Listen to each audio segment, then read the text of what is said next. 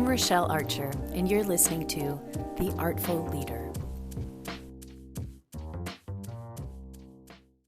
Yeah. Woohoo! Hey there, welcome back to The Artful Leader. It's Rochelle with Artful Leadership Coaching and Consulting, and I am super excited today, and I think you're really in for a treat because you get to meet my new friend, Madhurima Sappatti, who is calling in from India. Woohoo! And we met on this really cool new platform called Polywork. And I have no affiliation. This is not an ad. It's just a really cool platform for people who are creators and coaches and healers and artists and poly hyphenates doing all kinds of cool things around the world to connect and collaborate. And we got on a call. And I was just immediately drawn in by her authenticity, her sense of humor, and her just pure joy. So without further ado, dun, dun, here she is. Oh my gosh. That was the most hyped up welcome I've ever had on the podcast. And God, if I could rewind back just to get that energy all over again, I would. Well, now you're going to have it on a recording and you can listen to it whenever you want.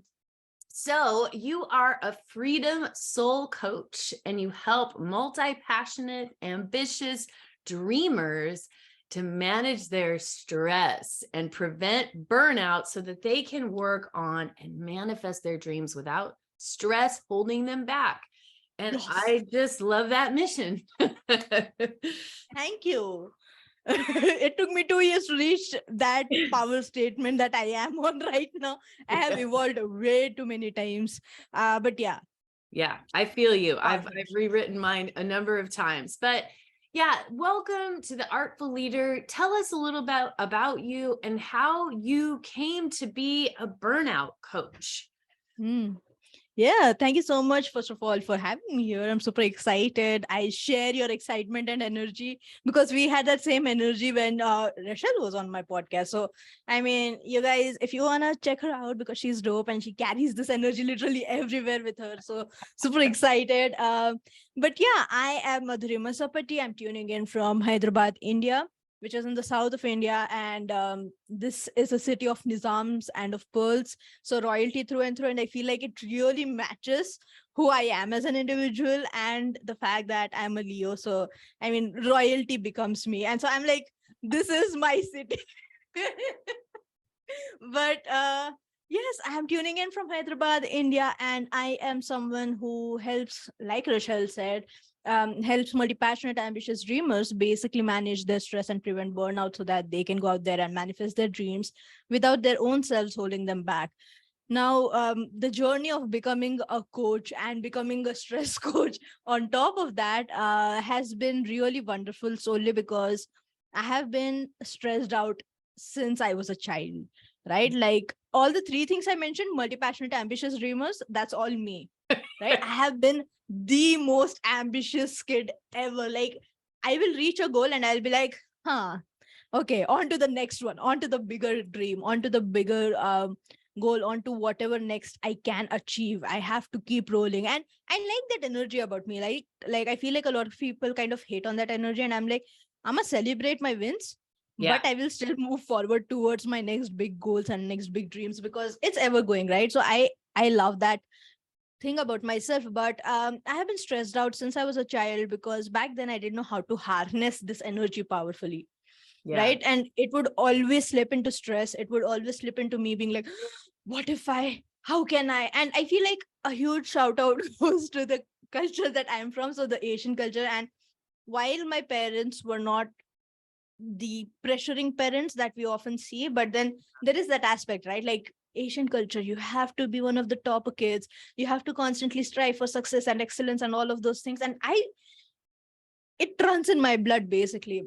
Yeah. And I've always wanted to be the perfect child. I always wanted to be the one who shines the brightest kind of a thing. And I was like the nerdiest, geekiest kid in the class who would be extremely quiet, which is kind of opposite of shining brightly because I would be like, I was turning into a diamond. I was a coal from outside. I was like, no, bro.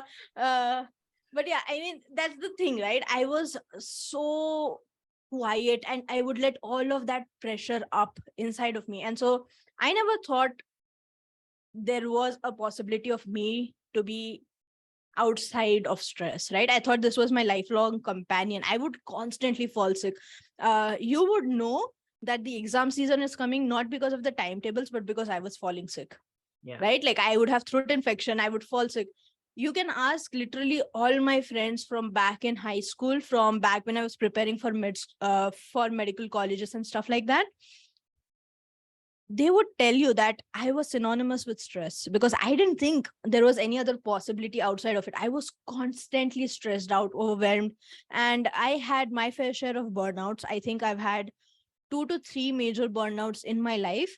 Not that I was aware of when I was going through it, because burnout was not that hyped up of a term as it is right now. Now it's just a hype word, I feel. But back then it was very real for me, and I didn't know what was happening to me. So I just thought I was like, losing a little. yeah, things were cracking up.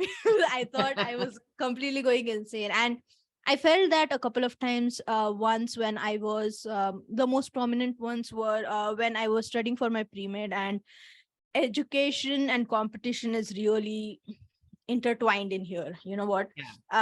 Like you go back thousands of students if you lose a single mark.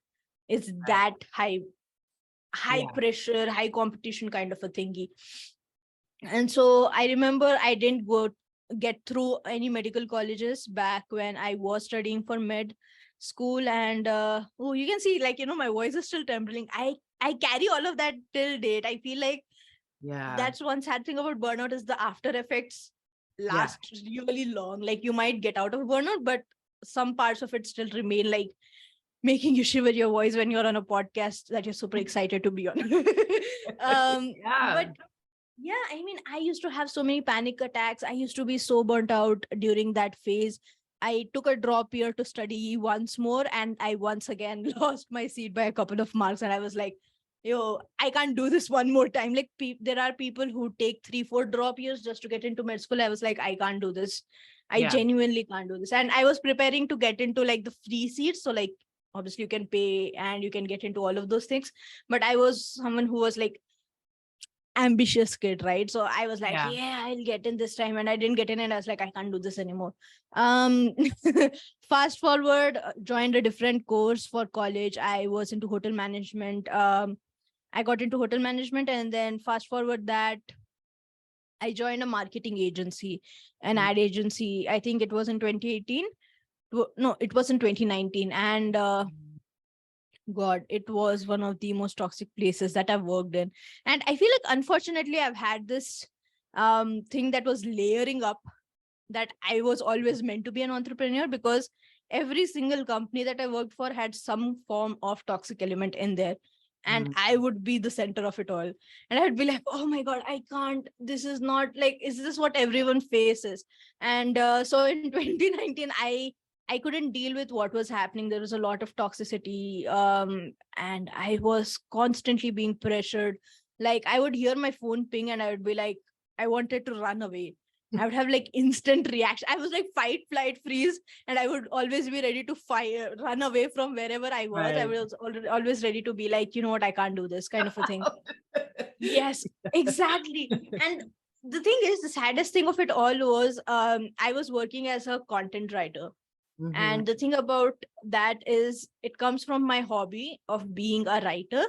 Mm-hmm. And during that time, during those 3 to 5 months when I was working with them, I had not written even once for myself. I feel like that's what hurt me the most. That's what kind of made me decide I can't do this, because writing was the way that I expressed myself, and I wasn't expressing myself for 3 to 5.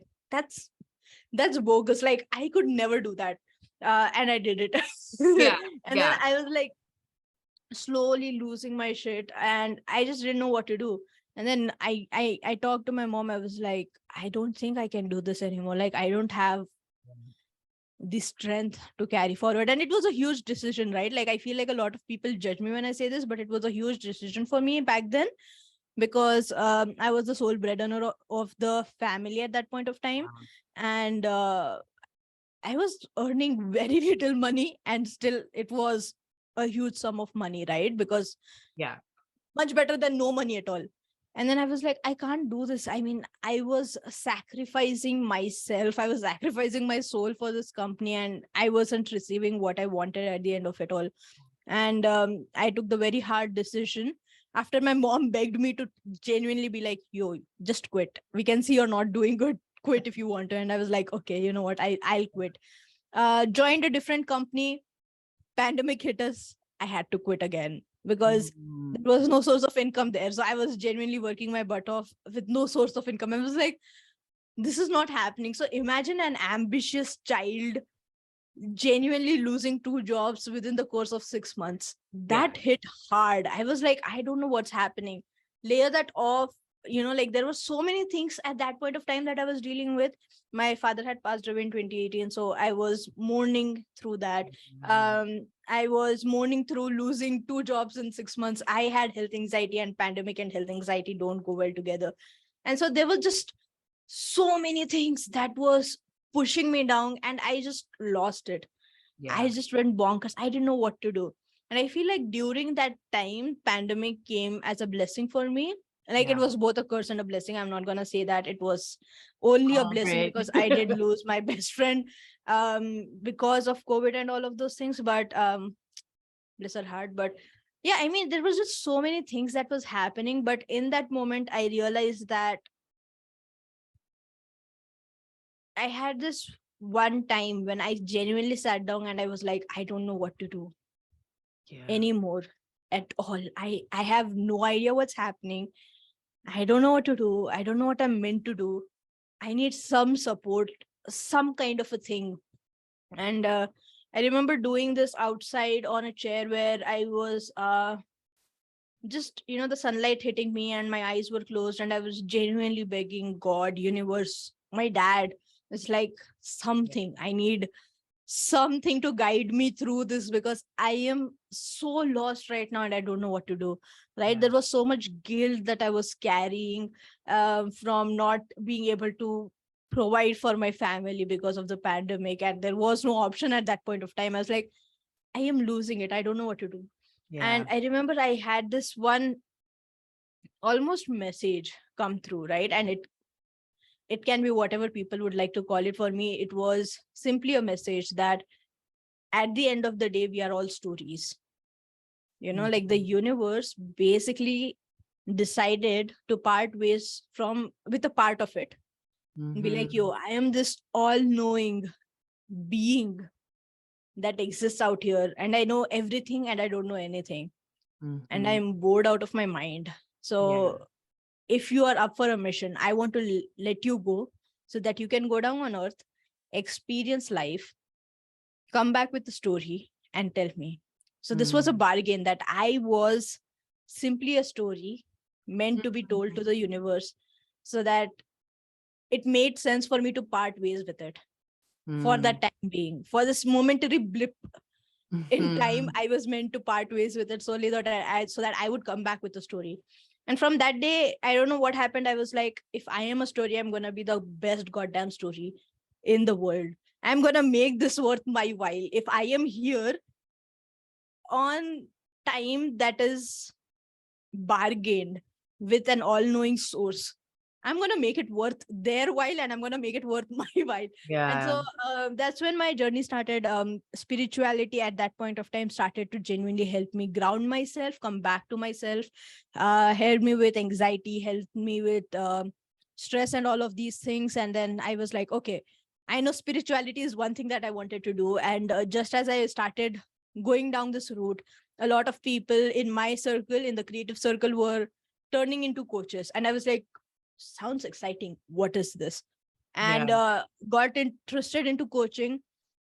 Fast forward 3 months, 2021, it was in March, where I was taking a 5-day challenge with my coach, Preston Smiles. And in that space, he was speaking about niching down and all of those things. And I was like, niching down, amazing. I know what I'm meant to do. I'm meant to help people reconnect with themselves. And I shared this with my mentor. I was like, yo, I am doing this dope thing right now. What do you think about this? not to kind of seek permission, but more along the lines of seeking validation, because he was one source of the reason why I got into coaching. Jose Caballa, I don't know if you've heard of him or not, but he's really huge in the design industry. And I was like, yo, I heard one of your lives and I got inspired. So I'm doing something like this. What do you think? He's like, yes. And I was like, hitting me with a coaching question. Okay, fine. It's like, what else? What else? And that's when, right, bam, burnout came into my mind. Now, obviously, during that duration from 2019 to 2020, towards the end of it all, I realized that, oh, I was actually going through burnout at that point of time. And then it took me overall, it took me 2 years to get out of burnout. So close to 1 year, 1.5 years in actually realizing that I was going through burnout, and another half year to get out of it and actually start writing once again for myself, which is hurrah. But I was like, okay, burnout, right? Spirituality, burnout, both very unique things, both very individualistic things. So like what can mean spirituality to me won't be the same for you. What can be the reason behind why I burn out won't be the same for you. So I was like, pretty individualistic things. Let me mix them all together. And that's when I got into the space. So Burnout Soul Coach was my initial thing. And then I evolved that into Freedom Soul Coach solely because I wanted to focus on the result as opposed to the problem. And that was a suggestion by my mom. She was like, I love what you're doing, but you're focusing on the problem, focus on the solution instead. And I was like, okay, freedom. Freedom is the thing we are working together. Yeah, exactly. Freedom Soul Coach Madhurima Sappatti. Let's go. That was a huge story. Oh my gosh. I must have spoken for like proper 10-15 minutes. Rochelle must be like, when is she gonna stop? I just answered a simple question. Oh my gosh, Madhurima's a chatterbox. It was a journey. It was a journey you had to go through to get where you are now. And so one of the things that you told me when we first met is that you are on a mission to make stress management fun.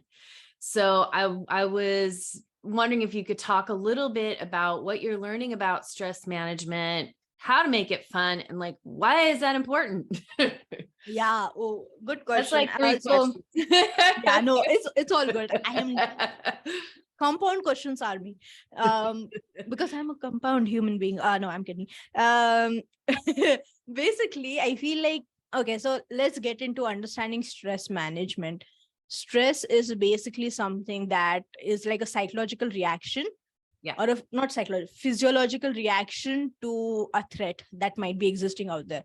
And while back in the day, we had like proper threats, as in fighting preys like tigers and lions and protecting our tribe and doing all of those things to ensure that we wouldn't die. We were in constant spaces of survival back then.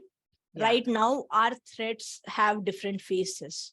Right? It could be a meeting that we have to get to, an important presentation that we have to do, stuck in a traffic jam when we have to reach to our daughter's dance recital or something like that. So everything has, so all these things can lead to threat. Lead to stress.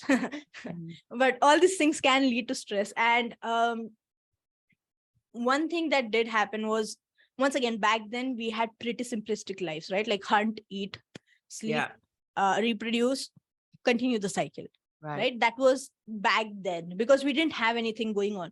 Right now, we have so many things going on in our life. Like we have multiple aspects of our life that hold equal importance. I hold equal importance to my relationships, to my family, to my friends, to myself, to knowledge, to the work that I do, to so many things. So like I have different aspects of my life and each hold equal, if not equal, close to equal importance in my life.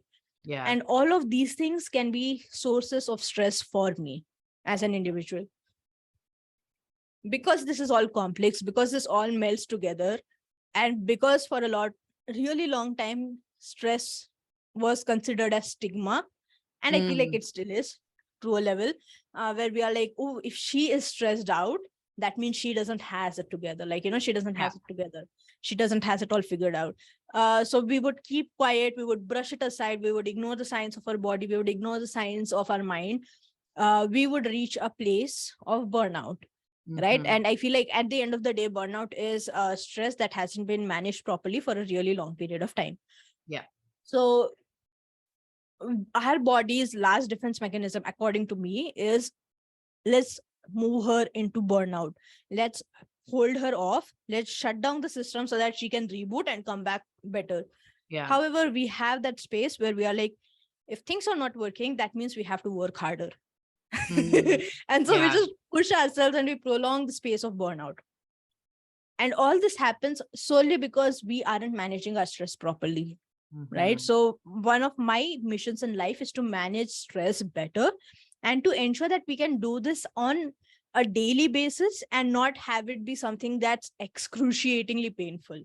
Right. Like you don't have to sit and journal for an hour if you don't like it. Everyone has different ways of releasing stress. No one has a cook. Okay. You might get a cookie cutter solution out there on the internet or even in communities. Even in my communities, I often present people with cookie cutter solutions. But at the end of the day, only a few parts of it will support you.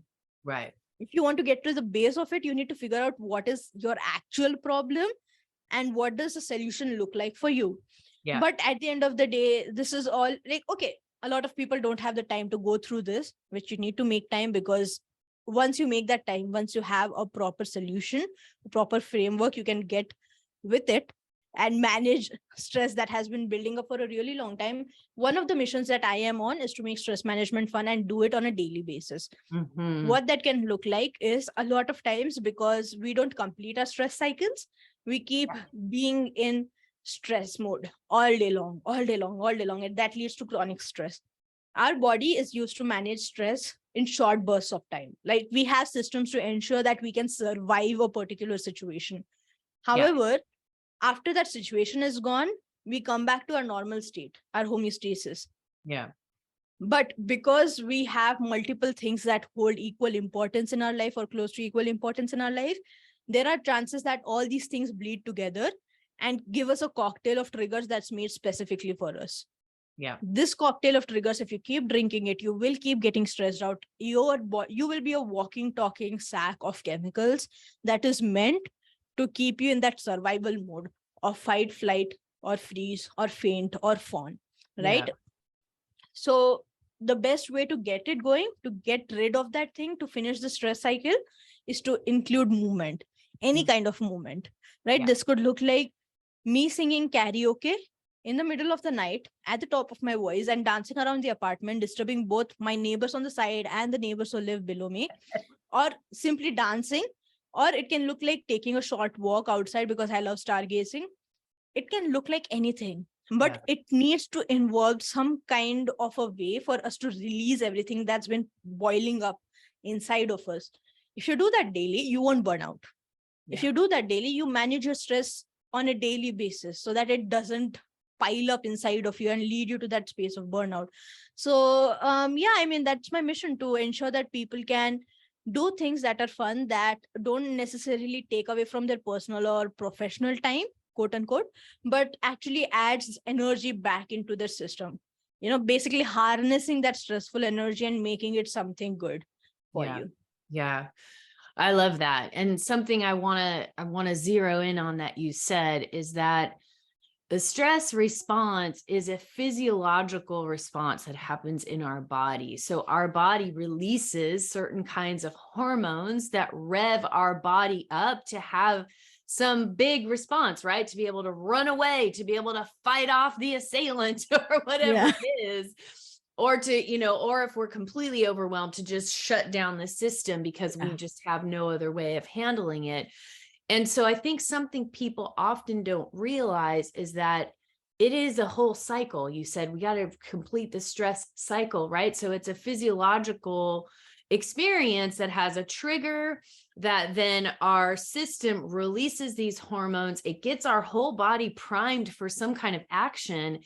And then if we don't find a way to come back to neutral and metabolize all of that, all of those stress hormones just keep building up in our body. So when we talk about stress buildup or whatever, it's not a metaphor that we're talking about, right? It's like actual, like you said, a cocktail of hormones and things that are happening in our muscles, in our bloodstream, in our nervous system that we have to find ways to release. And I love that you are exploring ways to do that are natural to things that you love, things that you enjoy, things that you can embed in your daily life that don't feel like some foreign, like, oh, I have to go sit on some meditation cushion on top of the mountain, but like, if it what works are for you, ways? works for you.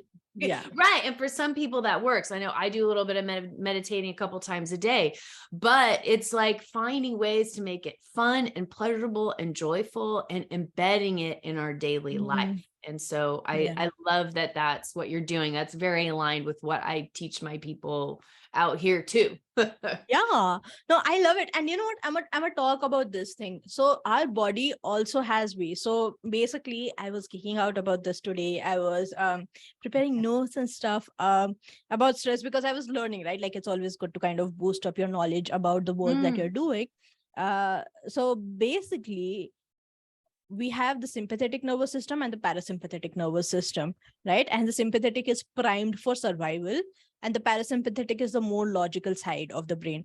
Now, a lot of times when we are under stress, we respond even before we understand what's happening around us, right? This is us literally. If we feel like the water's hot, we are not going to think, oh, the temperature's hot, it burns my, we are going to jump out of the water because we're like, oh, that's hot, right? That's not a whole long process, right? Exactly. It's not like if you used to watch the old cartoons that would show on Cartoon Network and stuff, like I forget the name of the thingy, but there was this wolf and Wile E. Coyote. Yeah. Coyote. I don't remember. But basically in the old cartoons, there would be like, you would run off a cliff and then you would look down and you'd be like, oh, I am no longer standing on hard ground. And then you would fall. That's not what usually happens. You fall. Before you even realize that you're falling, you fall. Right. So that's how our body reacts. We are primed to respond and to survive. Like, our mind is ensuring that we are surviving through any situation. And it has also systems to ensure that after a threat has passed away, we come back to normal. That's the parasympathetic nervous system. That's its entire role. And also to be like the logical side. However, because we live in, like you said, the cocktail of triggers, we have so many things happening around us. We might come out of a proper stressful situation from one thing, and we would have another thing that would cause us stress. And then we would have another thing. Oh my God, I didn't cook food. And oh my God, I still have so many things to do. And oh my God, I have to take my kid to the bus station. Blah, blah, blah. So many things that we don't know how to calm down. So moments like these, when you actually take a break and allow yourself to come back to your normal state, you start to think from the logical side. This is when you stop doing dumb things and you actually start to listen. And the reason why I say stop doing dumb things is because that's our body's response to shut off the thinking part and focus all our energy into running, into fighting something, into freezing, into ensuring that we survive no matter what.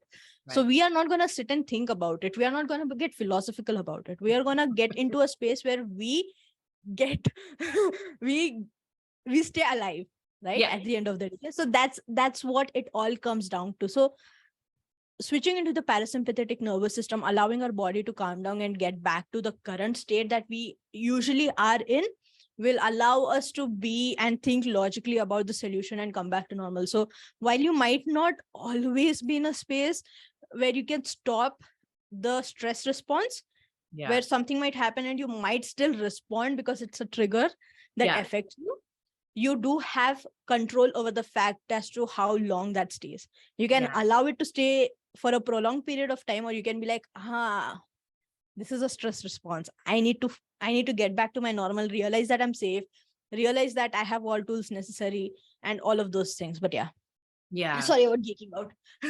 Yes, no, I think it's so important to educate folks on because there's all these components, right? There's sort of like the stressors, which are the things in our life that could be internal or external that cause a stress response. And then we have the stress response, it's in the body. And then we've got all these different systems in our nervous system and our brain that are all designed to like do different things. And the more we know about them and the more awareness we have about them, the more we can, like what you so eloquently said, stop doing dumb stuff and like, and take care of ourselves and slow down and really use because our flight, fight, freeze response and stuff come from these older parts of our brain, right? And our prefrontal cortex up here on the forehead is that part of us that it makes sense and slows down and is rational and has empathy and logic and all those things. And so the more we can practice, completing the stress cycle, the more we can use that part of our brain, right? Yeah. Basically, that's about it, right? Like you go from the limbic, which is the reptilian side of the brain almost, to the prefrontal, which is bestowed upon us thanks to evolution, where we actually start thinking about things. So I feel like you covered it all. I think it's just cool. Thank you so much for coming to this point. Thank you for attending our TED Talk today. So all of that, I think, is just super important for all of you listening to understand and continue to build awareness and practices around. And so something that I think is another interesting thing to take a look at is that can stress actually be good for us in some cases, or some level of stress actually good for us? Yes. I definitely think so. And here's why. So there was this experiment that was conducted. I forget the name of the scientist, but you can check them out. They conducted a stress productivity experiment, basically. Right. And it was, I won't go into the details about that particular experiment, but basically it spoke about how important stress or arousal is important for us to be productive. Right. So, we start off, it's like a bell-shaped curve. If you guys can imagine it out there, it's a bell-shaped curve. And in the very beginning of it all, when we don't have enough stress, we are not productive because we don't have anything that's motivating us. And so we are in that space of a bore out, which is kind of similar to burnout in terms of the things that we experience, but opposite in the way that it is caused because we don't have any stress. This is what usually happens with people who retire out of jobs and they've been working for a really long time. Now they don't have anything to do. So they're extremely bored out because there is nothing that is motivating them to get out there, to actually get off their butts and actually do something, because they don't know what else to do. They have been working for such a long period of time. So this is that space that a lot of people experience when there is no motivation. Right. And you face insomnia, depression, anxiety, loss of purpose. All of these things happen in this zone. So that tells us that we do need a little bit of stress, a little bit of something that activates us. Right. And when I say stress, I don't necessarily mean the fight, flight, freeze stress, but things that activate us from within. Right. It's things that make us go, whoo. Sounds exciting. Let's go for it. Right. And so we move into the comfort zone after that. Now, this is where we do get some aspects of stress. Now, these are things that if you are a university kid, you receive an assignment from the professor that's due in 3 months. If you are a first year kid, that would stress you out. If you're in final year, that won't necessarily stress you out because you're like, I have 3 months, right? But it is still something that is adding into your stress.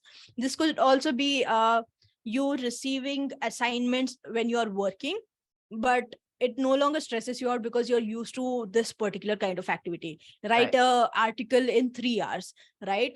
If it is a topic that you're aware of and you have written about in the past, then it won't take you that much time to actually get things going and get it out there. So this is still in your comfort zone. You can still be productive with the amount of stress that is there in front of you. You can still get things out there. Then we reach at the top of the bell curve. That is the optimal spot where the arousal is at a proper level and our productivity is at an all-time high. Now, this is the spot where, let's say your professor gave you an assignment 3 months ago and it's due tomorrow.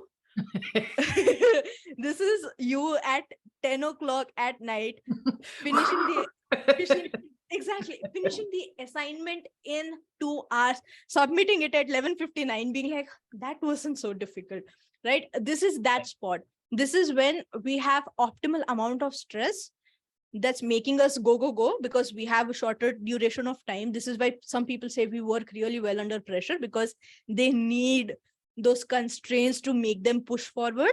That can act as a stressor for them. And our productivity is at an all-time high. However, beyond this point, if the stress keeps increasing, let's say it's 11:59, but your computer's crashing, everything's crashing, you will be like, oh my God, why did I stay around till the end of the day? I should have given this before.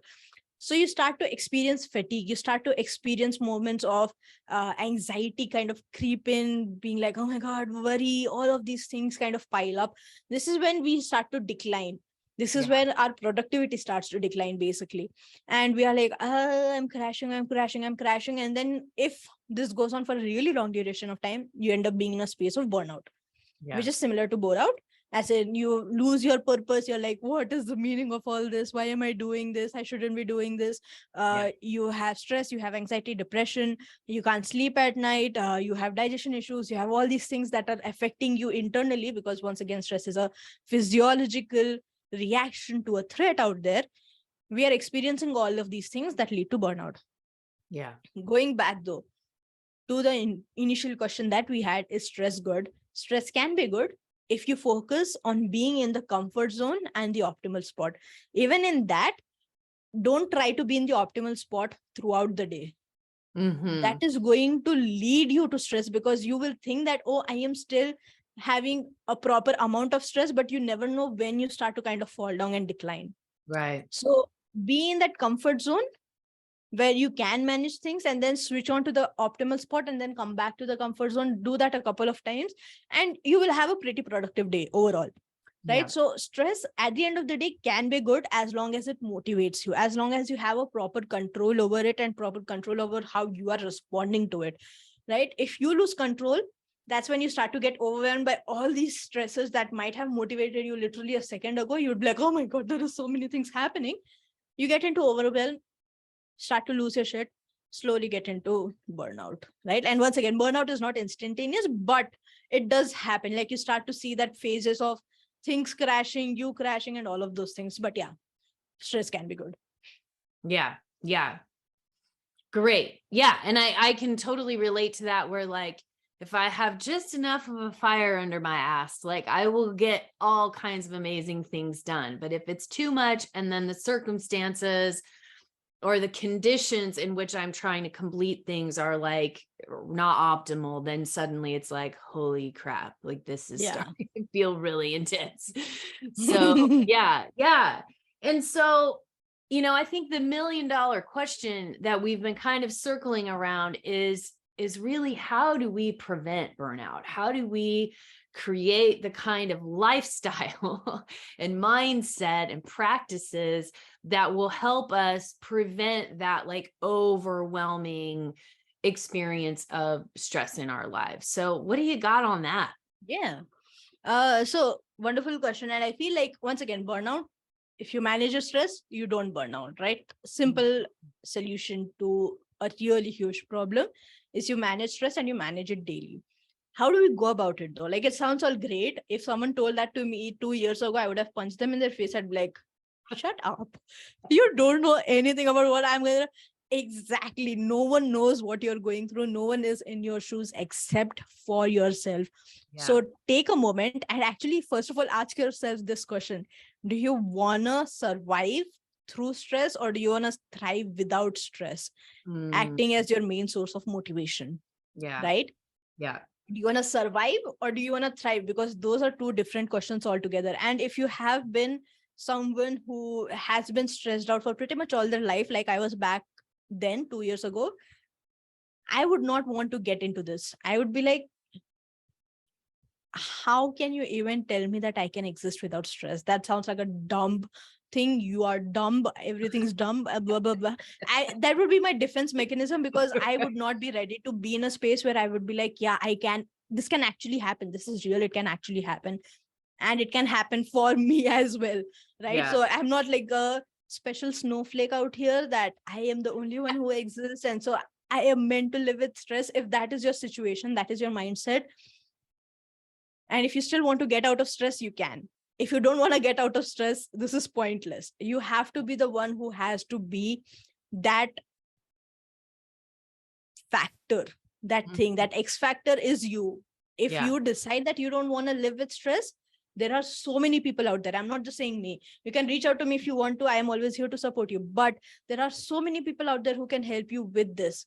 Yeah. So you are the one who needs to make that decision. If you say yes to this journey, know that it might be a bit difficult, but it will also be fun, right? You can exist without stress. I am living proof of that. I never thought I would live without stress. And now there are very brief moments where I do experience stress when I am met with traumas that hold a lot of power in my life and held a lot of power back then in my life. Like, because I'm still healing through it, there are times where I will just be like, everything's on me, but then you get out of it. But basically, you're the X factor. Start with actually asking yourself the question if you want to get out of stress. If that's a yes. The second thing is awareness. Once again, no one knows what you're going through. No one truly knows what you're going through. People can be sympathetic, can be empathetic, but they are never in your shoes walking your journey. So understand what are the things that actually affect you. Yeah. Right? From the 10 things in your life, finances, relationships, friendships, knowledge, personal life, fun and recreation, career, growth, whatever that looks like, right? Spirituality, you can have 10 different things that affect your life. And I would invite you to check out the Wheel of Life in the coaching. It's like a tool that a lot of people use. Basically, I might be butchering the name, but I call it the Wheel of Life, basically. So you have these 10 aspects in your life and you have a look at them and you think about the fact that out of all these 10 different thingies, what are the things that make me the most stressed out in my current situation? Yeah. This can look like career, finances, personal relationships with my spouse, right? Let's just an example. So these 3 things freak me out the most throughout my life, right? If you don't know what those 3 things are or what those things look like, have an experiment. Focus on one aspect for a day. If not, try a week. But if you can't do that, at least try for a day or 3 days at least, so you have like an average of the experience. Focus on these aspects for 3 days. Every 3 days you shift into a different aspect and see that, oh, this is something that causes me the most stress. This is something that does cause me stress, but it is not that important as opposed to the things that do cause me the most stress in my life, right? Prioritize them, rank them up, and be like, okay, let's say finances stress me out. What in finances stress me out? What are the things that usually trigger me into that response of running away or fighting someone or genuinely freezing up or trying to people please someone? This can happen a lot in relationships, and that this is basically the fawn response, where you please a situation or a person to ensure that you don't get into that space of, you're basically doing it to survive, right? Yeah. So understand how you're responding to these situations. What are the things that make you usually get into the survival mindset, that if you don't do this now, you're going to die the very next second? When you understand these things, when you understand, create a list of triggers. I have this with me. I have a list of things that usually trigger me out. And this looks like health problems. Every time I see anyone in my family have health issues, I get into that stress response immediately, right? Like not immediately right now, but it happens depending on the size of the situation. Career sometimes freaks me out. Like, oh my gosh, I'm not doing enough. I need to do more. Yeah. But you have a list of things that usually trigger you. Once you have that awareness, that's when you actually start by, number one, accepting that this is happening to you, accepting that this does cause me stress, acknowledging it, honoring it, and figuring out ways to let it go. Figuring out ways to let this particular thing go. This can look like healing. This can look like, if you are someone who often finds anger when you are faced with situations where you don't have any control over things, you respond by being angry because hopelessness turns into anger for you. Be like, okay, I see you. I see this anger. This anger is a sign that I don't have control over a situation right now. However, within this huge situation, what do I have control over? For example, let's go back to COVID. COVID freaks me out. COVID stresses me out. I am angry about the fact that all of these things are happening to people all around the world. What can I do right now? What is within my control? Within my control is my own health. What can I influence? I can influence the people around me to take care of themselves. What is outside my control? How many people COVID affects? Yeah. And how it goes about. Like, if I can't control over that, there's no point of me stressing over it. Right. Sounds dumb, but we often stress out about things that we have zero control over because we have zero control over those things. Right. Right. And we forget about the things that we do have control over. We forget about the things that we can influence. So come back to yourself, inward to outward, as opposed to outward to inward. It's a very big responsibility and a mission to try to change things externally so that they help you and your internal self. Always go from internal to external. What can you do right now? What changes can you create? How can you expand the circle of influence that you have? And then go from there. So always come back to yourself and seek help. At the end of the day, seek help.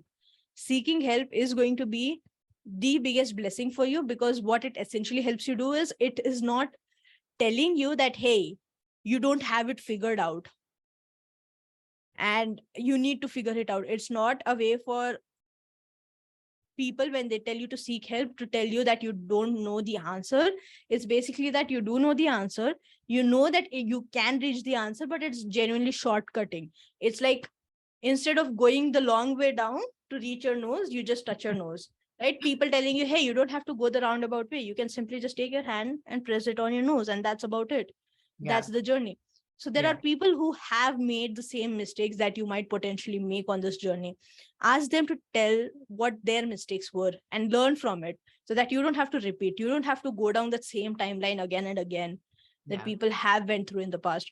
So seek help, have awareness around. I think awareness is the biggest thing, because if you have awareness that you are responding to a particular situation from the survival and stress mindset, you know that you have the necessary tools and techniques to switch into the parasympathetic nervous system.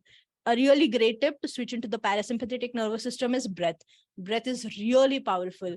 A lot of times, because our body, when we are under stress, we have a physiological reaction to ensure that we breathe deeper and faster.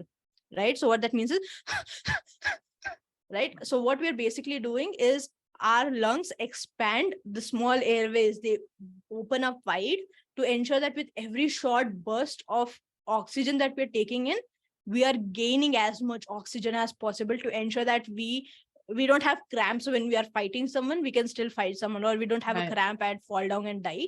So basically, our body has these things, and you might have noticed every time we are under stress, we are feeling anxious, we have those moments of, we start to breathe really quickly and shallow breaths and all of those things. In moments like that, if you can just take pause and be like, breathe out a huge sigh, and then slowly focus on your breath. A lot of people are like, how do I go about doing that? Place your palm on your chest and place your other hand on your belly, and just focus on how the breath shifts your body. When you breathe in deeply, you feel your belly expand. You breathe out, you feel your belly go in, you feel your pulse, you feel, this is the answer. You know what? Placing your hand on your heart is one of the biggest ways, because you feel your heart beating against your hand, and it reminds you that you're here, you're in the moment right now, you are safe, you can find the logical solution to a problem that you're looking for right now. In moments like that, when you focus, when you come back to yourself, you start thinking logically. Breathwork is one of the biggest ways to switch on the parasympathetic nervous system, because it's a reminder that we are no longer under stress. We can come back to our current situation. If not that, try movement, whatever kind of movement. If you don't want to move around a lot, simply clenching and unclenching your fingers, your toes, moving your body, shrugging your shoulders, just doing a quick squiggly wiggly on wherever you're sitting, right? And Rachel, I saw that, just unclenching your jaw. A lot of times we hold you're like this, we clench our jaw too much. So unclenching your jaw. Imagine you are a mummy from the old horror movies. You have to unclench your entire jaw so that you scare and freak people out. Do something like that. Notice where you hold stress and tension in your body. It can look like your shoulders. So go get a massage if you want to. Such a huge thing. But try out different things. Once again, it all boils down to you as an individual. What stresses you out? Where do you see stress hold up in your body? And what are you actually doing? What does fun look like to you? Right? And Rachel, I know you go into art, exploring art to manage stress, which is huge. A lot of people feel joy come up when you are participating in genuinely just being a kid and painting lines all over the board, or genuinely just splattering paint like there's no tomorrow, just splattering paint onto the board or onto the canvas. That is huge, because that's movement. That's telling your body that you can relax, that you have control over how things, what you're putting onto that canvas, you have control over that because you have a brush in your hand and you have paint. If you want to paint a red squiggly line, you are going to paint a red squiggly line and no one is going to stop you. Right. But understand what's going to happen and figure out your own ways of managing stress. If you don't know how to, always reach out for help. I feel like that's the biggest thing, but yeah. So it's really a process of kind of like deciding, on my Instagram, I like to post little videos of myself reading some of my favorite poems. And I posted a poem the other day from this poet, Václav Havel, and it's called "It Is I Who Must Begin." And it's about like that moment when we're like, if I want things to be different, I'm the person that has to decide. So if you want to get off the hamster wheel of stress, the first step is to go, I really need to get off. Right? You have to decide. I don't have to run anymore. You have to just decide, like, I'm not doing this. Like, I'm going to learn to do things differently.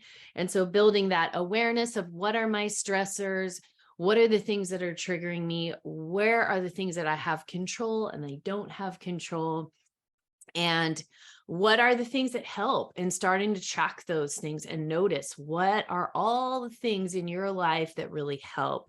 And something that I think is really important too is, as we're building those practices and that awareness and that part of our brain that is more able to think logically and slow down, is also to be around people who are doing that too. Right. And to be in the presence and in community with other people who have stepped off the hamster wheel and are doing things differently. And I know I have a community, the Artful Leaders Connect, and you have a community that's really looking at stress busting. So tell us a little bit about your community, where people can go to deal specifically with this issue. Yeah, thank you so much for asking that question. So I have a community called Stress Busters. It's a play on the old movie Ghostbusters, basically who you're going to call Stress Busters. And it's all about having fun, but it's also a space, like you said, community is really important because there are other people who are making it a reality in front of you, who are going on that journey and who are reaching the destination.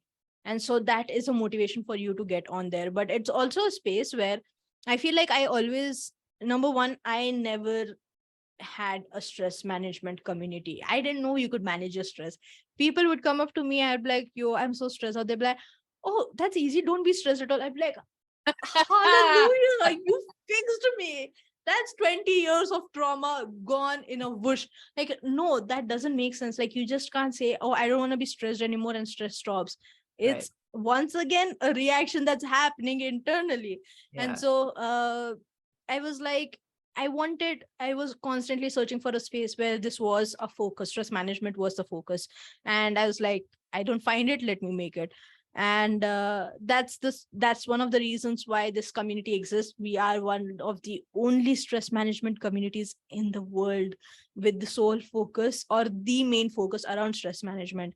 Another thing that I wanted to do, if you go back to what the kind of people I help, multi-passionate, ambitious dreamers is really important, because we are the people who dream too big. We were speaking about this earlier, Rochelle.